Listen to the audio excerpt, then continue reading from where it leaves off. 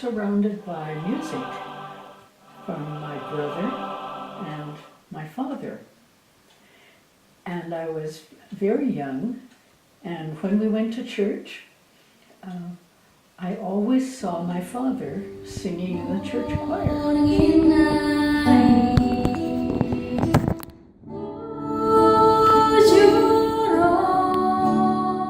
Well, when it was the evening service, there weren't as many people there, and so my father would let me come up and stand beside him, and I liked that very much because I could listen to him and try to copy what he did with his voice. I just listened and watched the people, and I watched my father, and I could hear him, and he could sing soprano, alto, tenor, and bass. He could move his voice around, and I said, oh my goodness, my father can do everything. And I didn't want to miss a time. And he held a songbook and let me look at it. And then he began to sing. And he pointed with one finger where the notes were. And the notes went up and down, and I didn't know what he was doing. So he just kept on showing me what to do, and I finally learned that if he took his finger up high, that his voice went high. And I said, oh, I can do that. And so from then on, every time we went to church, I always wanted to sing sitting next to my father.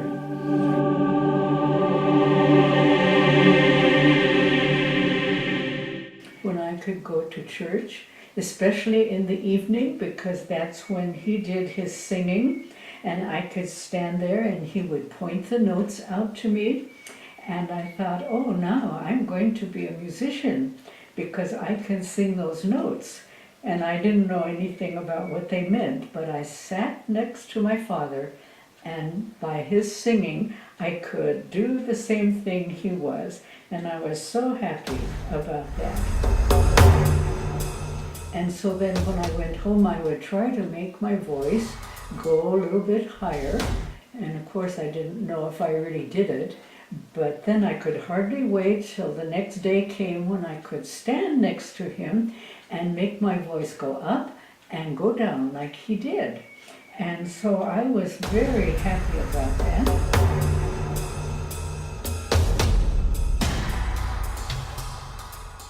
And that's the beginning of when I figured out that reading music wasn't as bad as I thought it was. But all I knew was to follow when I heard him and looked at him pointing on that. And then I thought, oh, now I can really sing. But later on, I found out there was a lot more to just singing and just looking at my dad pointing at the notes. And so eventually I took lessons and I learned how to read the music. And I was so proud of myself that time.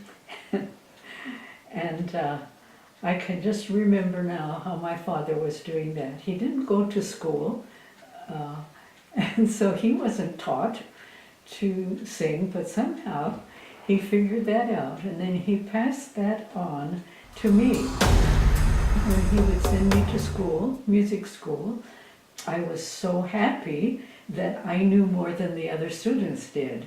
And so that set me off to a wonderful time. I mean, you like to be the best in the class. And so when I would come home, my father would ask what I had learned that day. And I still remember how he can sing. He could sing, and people would gather around him. And he always sang in a choir wherever we were. And I was so proud of him that he'd not gone to school, but he could read music and he could sing. And I wished that someday I could do the same thing and help other people. And of course, God helped me to do that. And every time I lead a choir or a group, I think, oh, I wish my father was here. It was a wonderful beginning to my music.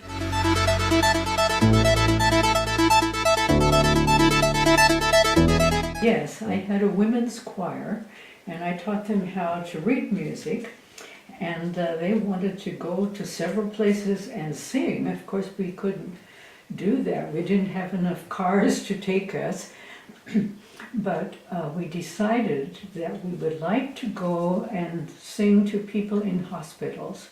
And I had to go to the hospital and talk to the matron to see if she would let us come. And so she agreed. And it was a big hospital, Bergwaneth. And it was a big hospital, so we divided ourselves into groups, and then we went to each room and each aisle, and we sang something different for each group. We prayed for them.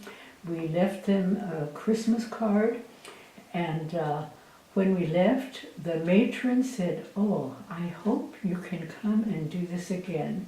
That was so helpful for these people here. Some of them are going to die very soon.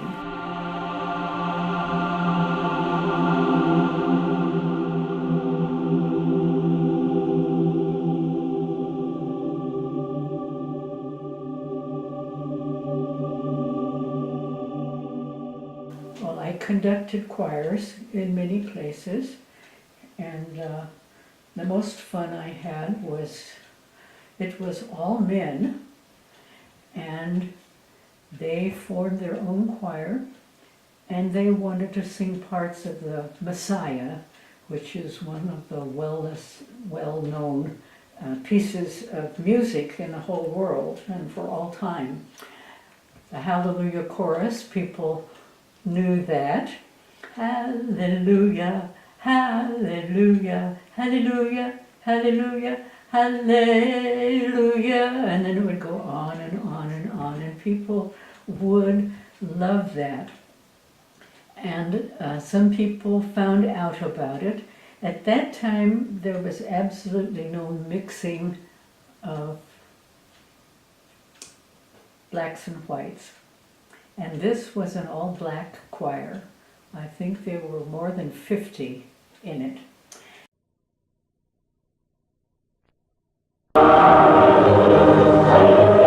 The African Mirror visits a rehearsal of a giant musical recital by Africans, organized by the Johannesburg Moths. Under the direction of Joseph Friedland, the choir of 120 performs an excerpt from Handel's Messiah.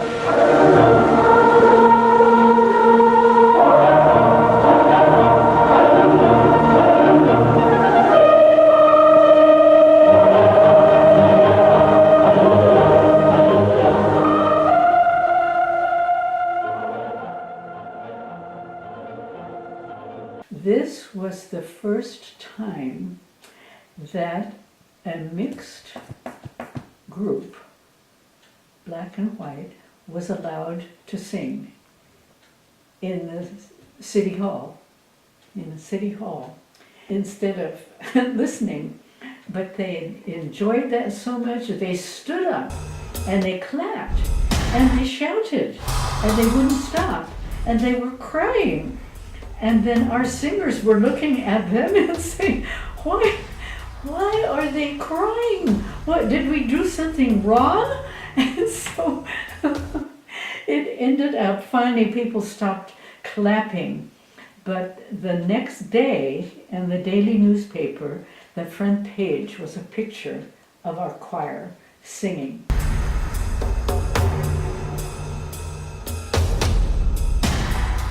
And it changed the attitudes of the whole country. And I'm so proud of that. They're the ones who did it, even though I was conducting them. But, you know, there was so much of partiality. The races couldn't mix. But here they were, crowded out with the whites crying, listening to them.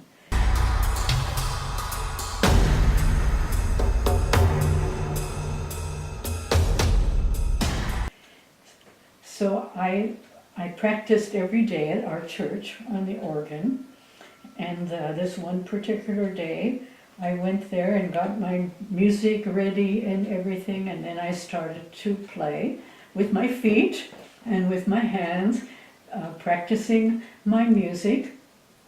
And then I had to stop. It was time to stop. And then he came and sat on the bench with me. And I stopped playing and put my music in the proper places. And then he said to me, let me see, would you go to the mission field with me?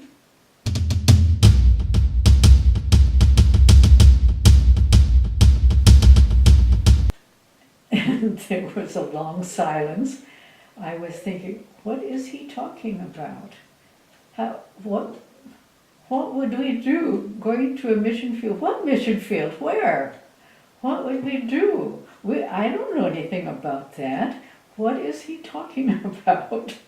And so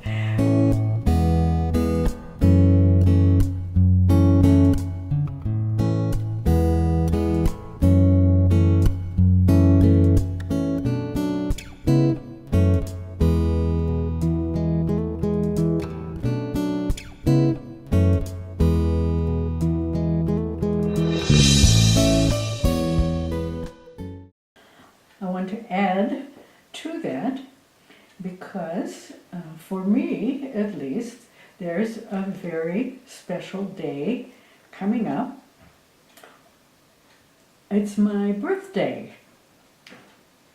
I know I look very young, but my birthday is my 90th birthday, 90.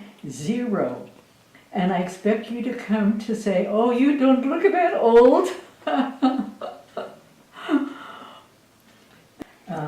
Besides my birthday,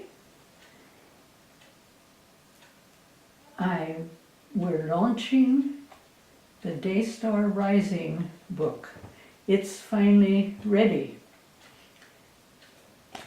I hate to say that it's taken me so many months and weeks to do that, but that will be on sale. I'll have to get somebody to put makeup on me and make me look young. I hope I don't want to look like I'm 90 years old. But we're launching also the book called Daystar Rising, which will be of most of the things that have gone on. And I can tell you that'll be good because I wrote it. It all is centered on Daystar and the very beginning. And people are always asking us this, what happened to this? What went on here? What year was this? And I'm the one that knows.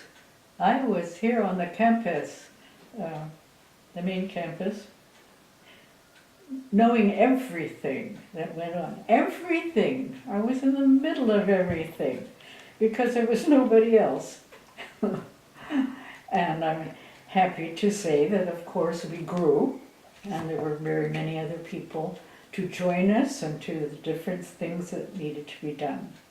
But right at the beginning, we were both there. And I suppose we can answer a lot of your questions. Okay, best of luck. I hope to see you. I'm going to try to look young. I hope you can identify me.